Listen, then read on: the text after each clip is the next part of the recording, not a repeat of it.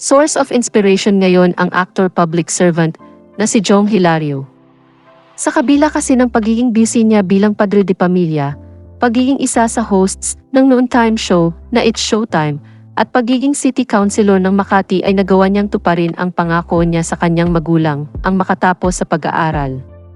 Nitong nakaraang June 14, proud na nagtapos si Jong sa kursong Political Science from Arellano University.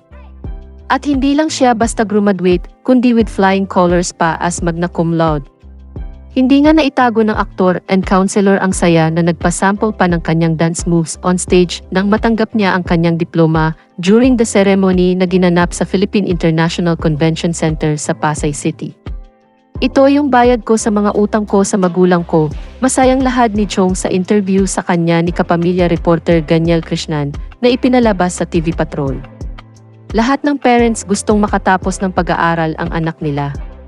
Ang lahat ginagawa nila, nagtatrabaho sila ng marangal para makapagpaaral ng mga anak. And ito na yon, dagdag pa niya. Happy siya na nasaksihan ng mga magulang niya ang kanyang pagtatapos kahit na kung tutuusin ay delayed na siya ng ilang taon. Kahit na late na at the age of 46, at least, buhay pa ang mga parents ko, sabi niya. Nag-iwan din ng encouraging words ang fresh graduate para sa mga may edad na gaya niya pero gusto pa ring tapusin ang kanilang pag-aaral. Kahit late na katulad ko, meron talagang pagkakataon, meron talagang paraan na gawin ito kahit busy tayo. Time management lang. For me, napakaiksi ng buhay para walang gawin, mensahe ni Jong.